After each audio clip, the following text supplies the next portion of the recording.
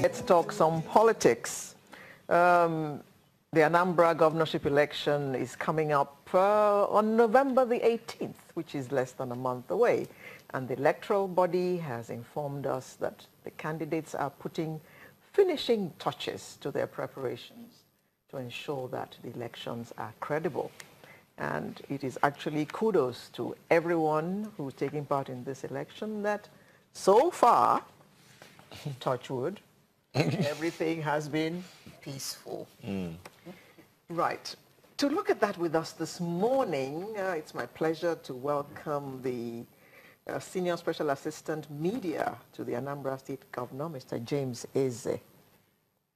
Good morning, everyone. Thank you so much. Yes, and on this side, I have a member of the APC, Mr. Ike Chidolue. Good morning. Yeah, good morning. Good And morning, everybody. we also have a legal practitioner who's neutral in this matter, Mr. Chike Madwekwe. Thank you very much, and good morning, Nigeria. And I'd also like to add that we did reach out to the PDP, who cancelled at the last moment. They were supposed to be joining us in this conversation as well. They didn't cancel. They couldn't make it to the studio. They couldn't make it to the studio, so Yes. we're supposed to talk to them via phone. If we're able to get through to them, they'll be able to make their contributions. We reached out to other parties as well, but they couldn't make it or didn't get back to us. But PDP said they are, so we tried them via phone since they can't make it to the studio. But we're here. Yes, we are here indeed. Let me start with the neutral person, legal practitioner, Mr. Chike Madwekwe. What do you think about preparations for this elections? We understand that there are about 38 candidates. And like I said in the opening, so far, all has been peaceful. Yes, to the glory of God, everything has been peaceful. And I think for the first time, Anambra also is blessed with quite a lot of qualified candidates to, aspiring to become governor. The preparations, I think, also INEC has is ready for the election. The candidates are campaigning. Anambra, we are not known for violence. And I think it's been more an election that will be contested on the basis of ideas. Giving the Anambra people the choice of 38 to choose from, isn't that stretching their freedom of choice? Well, I'll tell you, everybody is free to contest the election, but in actual fact, there are about four candidates contesting the election, and that will be APGA, the incumbent, APC, PDP, and UPP. Okay. Those are the people that considered to be contesting the election. The others are just making up the numbers. I won't say so. I don't want anybody to get to get angry with me. Okay, let me go to the APC representative. In your mind, is the state ready for this election? And by that, of course, I mean INEC. I'm not going to speak for INEC, but... No, from what you see on... Yeah, so I'm going to speak from a perspective of their communication to us as a political party, to their communication to which I believe whatever they're saying to us, they're saying to every other person. And the feelers on the ground, people, they said they are ready. They have the registration sheet, everything is ready. So we believe they are ready. They've given us a date. That this is going to happen, and they've so far so good. We believe they are ready, and the people are ready. The state, everybody in Anambra State is very excited about this, and we are looking forward to this election because it's going to be a very powerful statement for the residents of Anambra State, and on a political level for APC, this is a very strong statement. This is going to be the strongest and the most powerful and the most resounding statement for the party in Nigeria, and they started sounding the cymbal yesterday. Yesterday was like, here we go. And yesterday we laid the foundation of what is to be expected. Unfortunately, I mean, because most of the other, the incumbent, they weren't expecting something like that. They didn't know that the message has seeped into this, crevice. Everybody in the state is very excited and waiting. So when we said come, everybody ran out in their hundreds of thousands. They saw it, they were overwhelmed.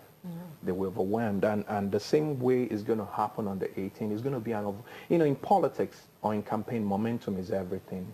If you don't have the momentum, then forget it. That's why I believe the attorney said 4 people are the people that are more serious, because in politics, momentum is everything. And the momentum right now is with these 4 people, and the ultra momentum was seen yesterday. The momentum is with APC. The momentum is with Tony Nwoye. And the momentum is actually being driven by the message he started communicating it yesterday. The major thing he's saying is education. The governor is talking about empowering people, but how do you empower people you never educated? So the major thing Tony is talking about is that Anambra, Tony Nwoye recognizes that the principal thing Anambra exports is human capital. We export human capital to the rest of the world at all levels, from intellectual to whatever, itinerant worker. So this is what Anambra exports to the people. Our human capital is the crude oil Anambra exports. And unfortunately, these past 3.5 years, that same exports, the crude oil of the state has been abandoned. And this, if it is not arrested, Anambra State is not going to take it. Okay. We are going to get our crude oil, and we're going to refine our crude oil, and we're going to talk about it, how Tony Nwoye plans to refine this crude oil, the human capital of the state. Okay. I just admire your confidence. But let me go to the rep of the incumbent government. I would like your reaction to what Ike just said. It's very pleasant to hear from the opposition for the first time, directly, because the buzz outside has been all kinds of, the kind of language that we wouldn't expect from people who want to provide leadership to a state that is as enlightened as Anambra State. And he knows, my friend Ike knows what I'm talking about. His principal began his campaign tragically on a note that you wouldn't expect from someone who aspires to lead Anambra State. But that's by the way. It's very, very telling that Ike talked about a resounding statement that APC made in Onitsha yesterday, but he left the actual statement, the statement that APC made in Onitsha yesterday, which anyone who's discerning enough or anyone who has access to social media can confirm as I speak this very moment, is a statement of violence. As I talk to you, 3 people were killed in Onitsha yesterday. And my principal and the government that I serve, feel very, very bad about it. That the peace that Anambra has known and enjoyed for the past 3.5 years, was broken yesterday when 3 people lay dead after the APC rally in Onitsha. You can confirm. Anyone can confirm. So at this moment in time, because I'm in touch with the people at home, and they tell me everyone is sitting on the edge. There's a strange kind of a new feeling, in Anambra State that communicates to a foreboding future that APC is evidently bent on bringing to a people that are peace-loving and enterprising and fun-loving. It's like a shattering of an otherwise peaceful and serene environment. Okay, so Willie he talks about human capital. Yeah, he talked about human capital, yes. Mining the human capital resources of the state. Yes, that is neither here nor there, because our track record in building human... And by the way, the first question one would have loved to ask Ike here is, you talked about Anambra exporting human capital, and I wonder if Tony Nwoye represents the best that Anambra can talk about or can boast of in terms of human capital development. We all know his history, but beside that point, the records are there. Within the period under review, our performance in NECO, for instance, has been steadily on the increase. In year 2015, for instance, we recorded about 6.5% increase in terms of students who who sat for NECO exams and who made 5 credits, including English and Maths. This performance was improved upon the next year when it went a notch higher. It came to about 7.83% performance rate, in terms of the number of students who made 5 credits in one sitting, including English and Maths. And this year again, it went up a notch higher. So the records are there. And then the government that I serve prides itself as the first administration in Anambra State to send teachers on tour, on training offshore in Singapore. 23 teachers went for the best training, and they had the best exposure, the first time in history. And this administration also increased teacher salaries and gives 20% of basic salary to teachers that teach in hard-to-reach places as a sort of incentive. The state government under Willie Obiano has also doled out scholarships. It's strange, but to hear that there are states that are worth scholarships in the country today, but the Anambra State under Willie Obiano has doled out scholarships in the sum of 30 million naira to over 200 students. I could go on and on and on. The records are there. Yes, Mr. Eze, if you did go on and on, we'll be forced to give you an invoice. It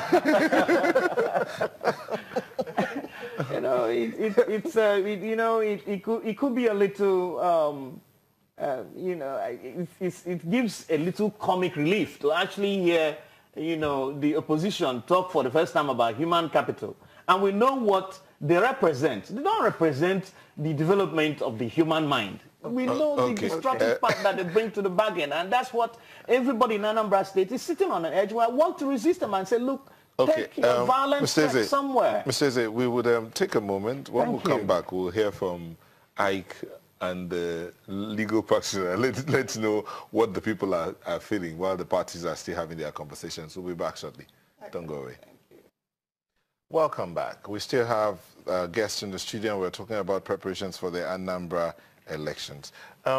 Ike, James has talked about, he was countering what you talked about, human capital export, and he's saying your candidate is not the best that there is. And he talked about what his candidate has done in the last 3.5 years and how, especially in the area of NECO, he used NECO as an example, they've gone from over 6% to 7% increase, and even this year they moved a notch higher. It's funny, he's pinching pennies that we added 0.2%, we added 0.1%, we added 3%, we added, 0.01%. That's what, listen, the government of Obiano and the people working for him should be sitting in an opposition seat. That's what they should. Because for the past 3.5 years, there is no record to run on. So what they should be doing is what we are doing as well. They should be together with all the people running and be telling the people of Anambra State what they plan to do. Because the past 3.5 years, they did absolutely nothing. Everything they did was on MOU. They did MOU with Chinese company. We plan to do. Then when people like my senior brother, Koscharis, do a rice project, they say it's our own project. And they lay claim to security. Every security in Anambra State is community effort. Everything for, this is a guy, the governor, my governor, is a person that have, the profligacy is enormous. Over 1,000 aides. You have over 8, there's an aide for everything. There's an aide to pick up the teacup, there's an aide to stretch the bed, and these are senior special advisors like him. Everybody in Anambra State is a senior advisor to the governor. Then there's nothing going on. Everybody around him. Everybody. Okay, I was going to say, are you senior? And he doesn't. The government? No, he's not going to reach. I'm a professional. He cannot reach out to people like me. People with this intellectual mentality doesn't appeal to him. Oh, really? He can get my friend to do, to do that. What I'm saying, what I'm trying to say is extreme arrogance. What I'm trying. I didn't interrupt you when you were talking. What I was saying is that understanding what the state means and what the state should be doing. Every young person in Anambra State, man or woman, once anybody introduces himself as an Anambra person, what you see is an entrepreneur. An Anambra person is not interested in working for you. They're interested in creating a job opportunity. And these are people. So what we want to do under Tony Nwoye is to deepen our primary education, make it accessible, make it affordable. That is, it's going to be fully subsidized by the state. It's going to be free for them. So because you need to educate these young people so that they can make that decision in the vocational education, because we're going to split it well and fund it well for vocational and have it in all the 3 senatorial zones, so that guys can go in, young men and women can go in and learn like plumbing. Before you go into a trade, have the education to know why you're going to be a plumber. So what we want to do is to certify them, get them trained and certified, so that any young person, any person living in Anambra State, you're already certified to succeed anywhere. And under Tony Nwoye, nobody, within 6 months of setting up this infrastructure, no, we're not going to allow, itinerant workers, technical, you have to be certified to do the job. You have to, we want to tap into these resources that the state have and refine it in such a way. The way it cuts across is education is the basic, because education, flows naturally into employment, and it flows into healthcare. Why will people travel all those miles to Nnewi, to my community, to go and get healthcare? It has to be at their community level, have that primary healthcare that can appeal to them, that can reach to them. Then if there is need for specialist care, it is booked at your community, and your information is cascaded to the specialist hospital. So when you go there, and you don't have to, if you have a headache, everybody goes to Nnewi, or you go to Kulobe. No, you do it at the primary basic area. It is affordable, it is free for you. Those are the things. So we move from education to healthcare, and we move to commerce. We can talk about all of those things. All right. Now, Chike, what is the buzz on the street? You represent the man on the street. What is the buzz? The buzz on the streets. Well, I'll tell you that people are excited about the election depending on what side of the divide you are. Ike has said what the APC wants to do. Mm-hmm. I've heard people say that the governor did not do anything. I don't think that's correct. At least in terms of security, he has done something. Okay. But that does not mean that he has done everything that needs to be done. Okay. I've heard people say, like James just said, that Tony Nwoye does not represent the best. A medical doctor, for God's sake. I don't like to get involved in this. I remember many years ago, Dr. Anambra Gubernatorial said that he was advising politicians. He said, do not throw mud, because you may miss your mark, but you certainly have dirty hands. So, as an independent... That's deep. So in Anambra, we're lucky, that we didn't get involved in all these violent elections. And so I'm quite surprised to hear about what happened yesterday. And sometimes it's because of these overzealous security people. I don't think anybody in any party, whether it was your own, that there were many people, who came, would like to go out of their way to kill an Anambra person. And I hope that the authorities will bring all those trigger-happy policemen to book. You don't kill innocent people and go away with it. Okay. So, what are the chances of the PDP candidate, and the UPP for that matter? I won't be able to speak for PDP. UPP has a good candidate. However, I do know. Is that Chidoka? Chidoka, yeah. It's quite, like I said ab initio, at the beginning, we have, this time we are blessed with very good candidates. Chidoka can be governor of the state and do well. Unfortunately, as the Bible says, the race is not to the swift, neither is the battle to the strong. Time and chance happens to these things, and it's only God that controls time and chance. At the end of the day, you'll be surprised. Let me say again, when you're speaking from a neutral perspective, you have to be very careful so that no party accuses you of being partisan. But I do know from my experience in politics, which is quite long, from 78 when I first joined politics with Tunji Braithwaite, Politics is a riot of unpredictable phenomena. Most times what you think will happen doesn't happen. You understand? What happens is not what you think. But let me emphasize the fact that all those in the front four, the four people that I said the momentum is there, any one of them can be governor and do well. Who is a governor?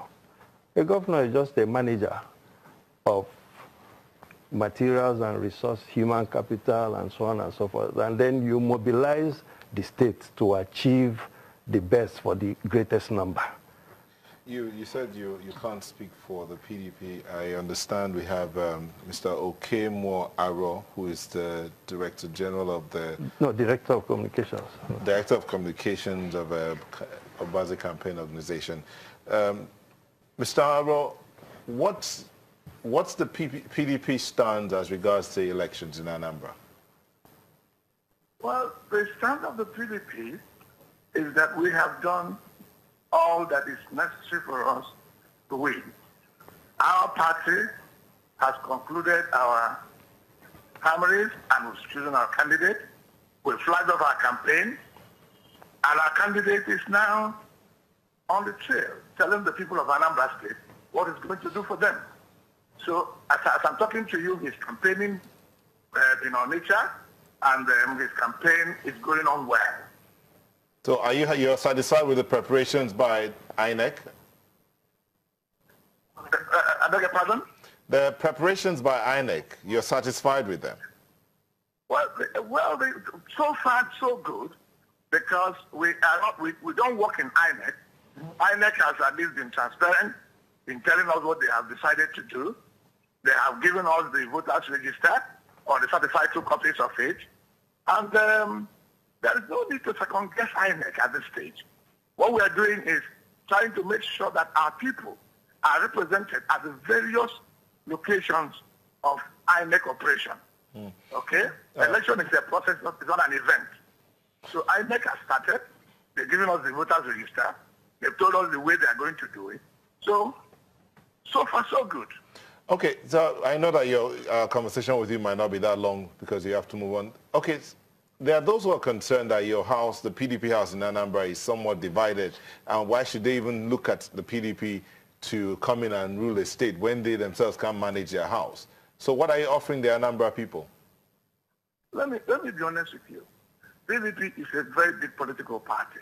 You don't expect a unanimity of opinion in a large party as PDP.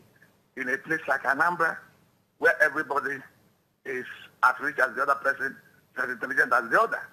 If you want a unanimity of opinion, then you will not find it in PDP in Anambra. So what we have been able to do is to manage an aggregate of diverse personalities, diverse interests, and what have you. So for now, we have a stable house. Some individuals may not be happy about the way the things are, but by and large, the PDP has done well, and we are ready. The people of Anambra State is ready, and they believe in the days, they believe in the core message of the PDP, which is all about democracy. Which is the message of it? What's your message? I mean, our message APC has talked about human capital. The APGA has talked about reinforcing what they've done in terms of infrastructure and all of that. What's your message? Our message is that 4 budgets down the line, the government of APGA in Anambra State has nothing to show for it. 4 budgets down the line. I'm not saying 1. I'm saying 4. 455 billion spent. Okay? So for us in PDP, what we are saying is that we understand the dynamics of how people work. We have the agenda for the education, which we have done before. Our people have done it before, and they're going to do it again. I mean, in infrastructure development, the reason why many of us are looking at APGA and say that they're not serious is that how can you be talking about something as basic as road, something as basic as road, as water, in the 21st century Nigeria, yet the government cannot show you 1 kilometer of road, which they have done. Okay? So for us, we believe that governance means more. That is why we are talking about human capital development. We are talking about the health sector reform, where we are going to have what we call the charity care project, because there are so many indigent people in our society who cannot afford. Thank you very much. Anybody in a situation where somebody comes to the hospital and is being asked, somebody in emergency is being asked to pay deposit before he's being attended in a government hospital. So these are some of the critical issues we're going to address, basically at the education sector and in the health sector. Thank you very much, Mr. Aro. Okay, Mr. Eze. Yes. Your reaction? Well, I heard what Mr. Okemwaro said, and what struck me is how tragic that the opposition in Anambra of all places seems to, for the first time, be sounding a little unintelligent. I mean, if you consider the fact that Channels Television, for instance, has a correspondent in Oka that files in stories every day. NTA has a correspondent in Oka. All the big media houses have various representatives in Oka covering the entire Anambra State and reporting the daily activities of this administration. And all that the opposition could do in terms of, strategy to unseat the incumbent administration is to say that it has done nothing. I mean, it's a lie that anybody in Anambra State or anybody in Nigeria can actually rise and discountenance and disregard and say, look, come up with something better. We are wiser, because the government that Willie Obiano is presiding over in Anambra State has done exceedingly well. I could go on and enumerate. Mr. Aro, for instance, said something about building of roads. And I wonder if Mr. Aro has forgotten that Willie Obiano inherited about 101 roads from the man that, from the previous administration, and completed 51 of them. In fact, a total of about 44 billion naira was spent on keeping the continuity promise that Governor Obiano ran on when he actually ran for election the last time. So are they saying that these things are not visible? When someone says that Governor Obiano has not done anything, I wonder. My brother here, the veteran politician, had actually debunked that line in the first place when he said if the governor didn't do anything at all, at least he did something to secure the state. And Anambra today is the safest state in the country. Therefore, we are hoping that we will have peaceful elections in a secure environment. If APC permits, and this is the reason. The reason I say this, Mr. Chidole, can I submit? Can I submit? Because the point is this: people should recognize that we've had 4 big campaign flag-offs in Anambra State, and none was marked by violence as the APC campaign flag-off yesterday. That's a preview of coming attractions. We need to wind down now. Let me take it. So I would just like to take, in closing, your may not be closing. We have to close. We have to close. Your message to the people of Nigeria, and specifically to the people of Anambra. My Anambra people, it is the competition or the candidates or the proposition is clear. In education, what Tony Nwoye wants to do is deepen our primary education and enhance our vocational education. Anambra State man, woman is not interested in working for you. They want to create the job of the future. In healthcare, we want it to be available, accessible. You don't have to travel 50, 100 kilometers to get healthcare. It will happen in your community right there. The primary, basic, available and functional healthcare will be, that's what, he's a doctor, so he knows what to do. In commerce is very petty. It's something that is close to me because even my father-in-law is a trader.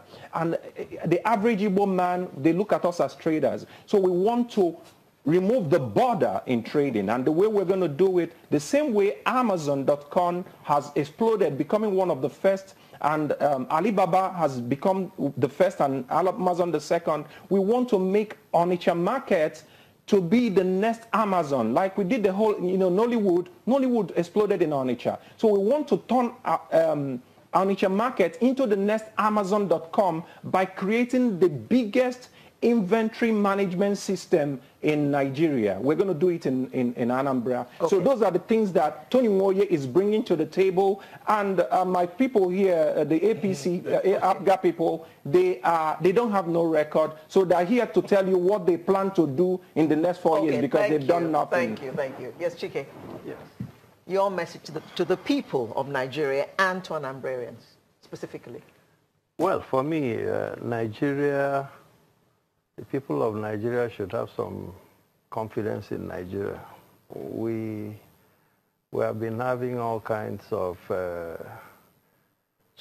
challenges and all kinds of sloganeering about restructuring. Of course, the people from the southeast feel that they are being marginalized, and the perception is very strong. But I will plead with Nigerians, if we destroy Nigeria, we are all countryless. Countryless. Mr. Eze, in one sentence, please. No, thank you. I wish I had been asked a direct question, because all I did in this program is react to people's insinuations. But the point I'm trying to make is that, well, when Governor Willie Obiano gave his inaugural address in 2014, your message in closing in one sentence. My message in closing is that Anambra has now moved into a phase of consolidating the excellence that Governor Willie Obiano has entrenched in the state. And it is as clear as daylight. Thank you very much. It's not broken. We have been looking at the Anambra governorship elections, and we had the Senior Special Assistant Media to the Anambra Governor, Mr. James Eze. We had a member of the APC, Mr. Ike Chidolue, and we also had a legal practitioner, Mr. Chike Madwekwe. And we were joined by telephone by Okemo Aro, who's of the PDP. Thank you very much for being with us. We shall be right back with another conversation after this break. Please don't go away.